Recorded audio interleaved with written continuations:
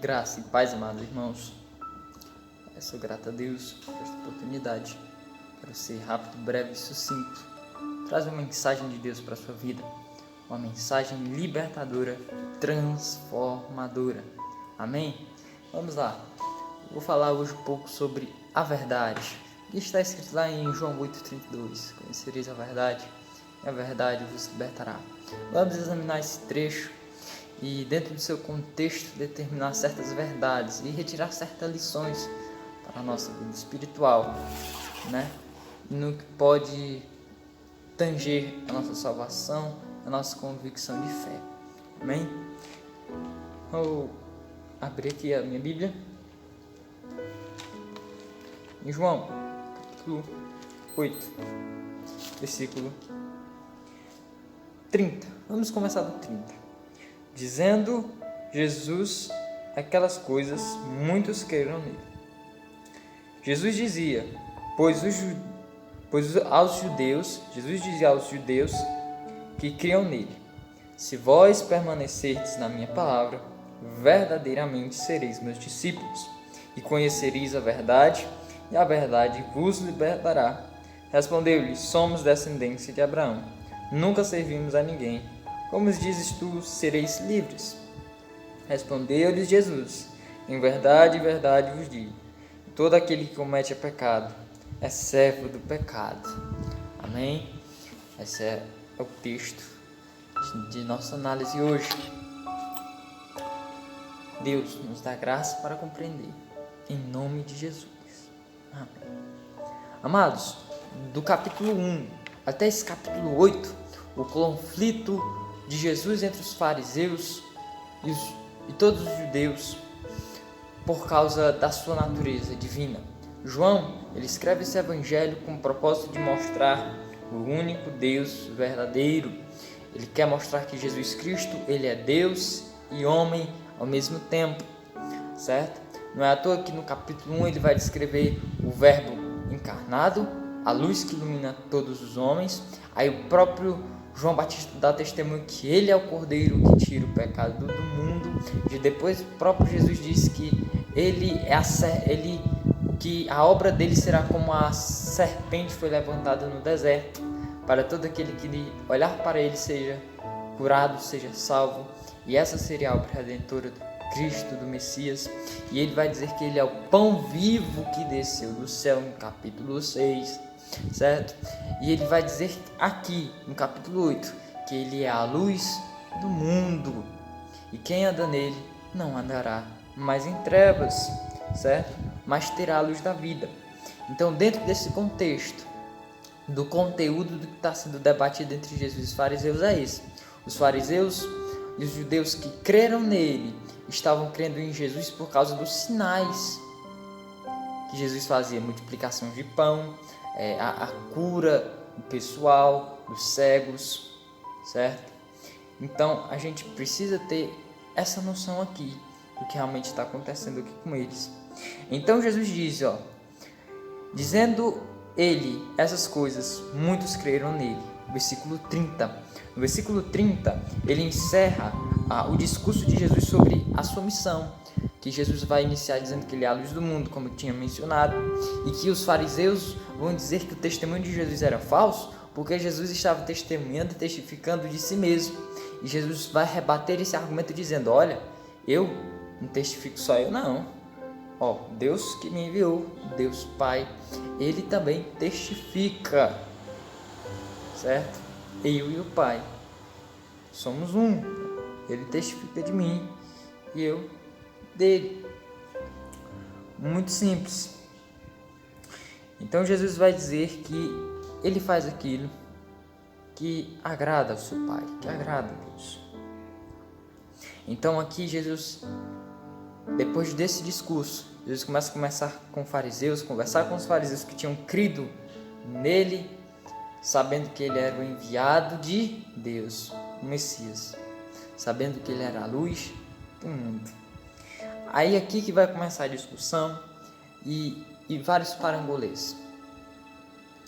Olha só, Jesus dizia, pois, aos judeus que criam nele: Se vós permanecerdes na minha palavra, verdadeiramente sereis meus discípulos, e conhecereis a verdade, e a verdade vos libertará.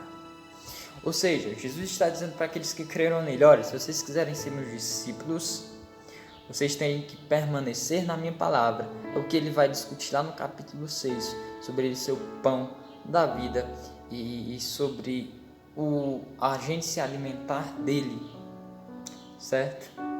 E lá no capítulo 5 ele vai dizer: olha, tende cuidado para examinar as escrituras, vós cuidais em examinar as escrituras, porque nelas tem a vida eterna, e são elas que testificam de mim.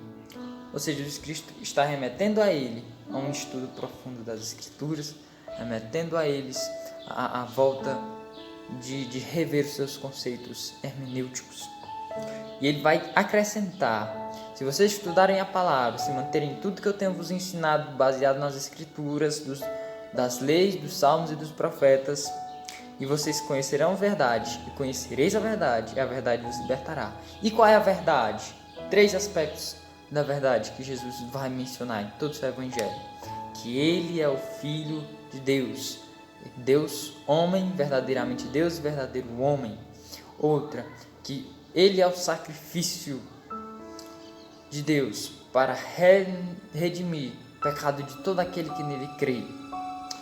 E terceiro, que ele é o Senhor, certo?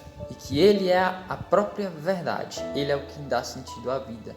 Eu sou o caminho, a verdade e a vida. É assim que Jesus Cristo responde ao nosso amigo André. E outra coisa, dá para nós fazer 3 perguntas rápidas. Primeira, quem tem sido nosso Senhor? Segunda, a nossa vontade é livre? E a terceira, como podemos ser libertos de uma vida de pecado? Como podemos ter uma vida transformada pelo poder da redenção e da remissão que há no sangue de Jesus Cristo? Muito simples. A gente precisa conhecer esta verdade. Então, aqui no versículo 33 e até o 35 e também o 36, os judeus vão dizer: olha, Jesus, nós nunca fomos escravos de ninguém. Como assim? Pela história, eles foram escravos dos egípcios, dos babilônios, dos persas. Eles serviram esses povos. Mas por mais que eles não serviram esses povos, eles não reconheciam esses povos como seus possuidores. Olha só que engraçado. Por mais que eles tivessem dominado naquela época por Roma, eles não reconheciam Roma como a sua supremacia, a sua autoridade final de vida. Eles ainda guardavam as leis e os mandamentos de Deus. E outra coisa, Jesus disse: olha, eu não estou falando disso aí não. Eu estou falando de uma vida de pecado, de hipocrisia, de religiosidade. Porque Jesus diz: todo aquele que comete pecado é servo do pecado, ou escravo do pecado, em outras traduções. Ou seja, a gente responde a primeira pergunta: a partir do momento que nós vivemos para algo, aquele algo é o nosso Senhor, aquele algo é o que nos escraviza e nos domina dia após dia. Então, o ser humano que é a criação de Deus e que ele foi corrompido pelo pecado, todos, sem exceção, são escravos do pecado. O próprio Deus dá testemunho: não há nenhum justo sequer, não há nenhum que busque a Deus, todos juntamente se extraviaram. O próprio apóstolo Paulo diz: todos os pecados destituídos estão da glória de Deus.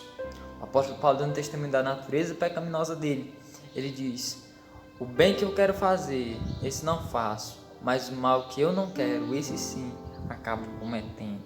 A gente precisa ter noção da nossa natureza, da nossa verdadeira condição. Isso que eles não aceitavam naquela época.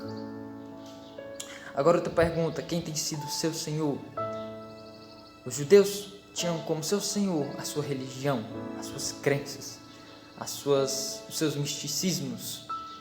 Mas Cristo veio dizer: não, eu tenho que ser Senhor de vocês.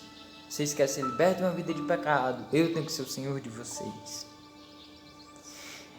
Então, reflita: quem tem sido seu Senhor? Será seu pai, sua mãe, a sua namorada, seu namorado, seu vizinho? Quem?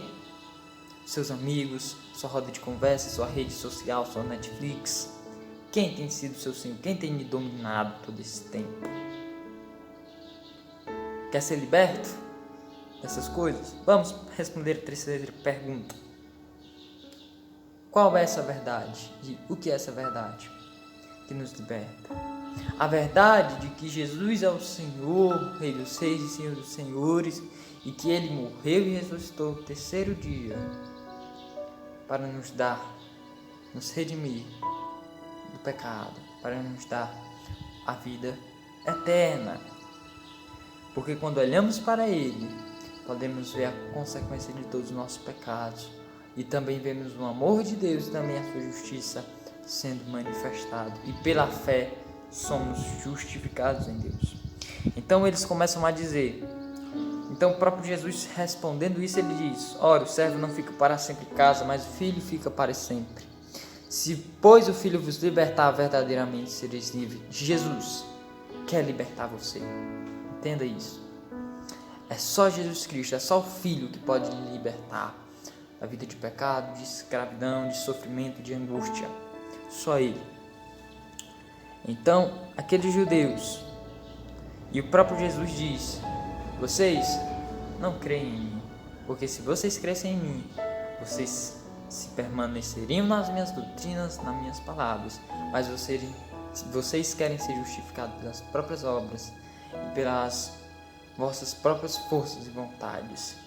Não aceitam favores. Essa é a verdade.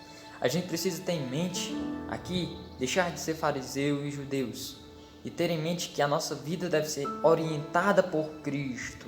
Nós seremos libertos quando essa verdade de que Jesus quebrou todos os paradigmas e que Ele cumpriu toda a lei, e nós não vivemos mais para a lei, mas para Deus, porque o apóstolo Paulo diz: morri pela lei, para viver para Deus. Já não vivo mais eu, mas Cristo vive em mim. Já estou crucificado com Cristo.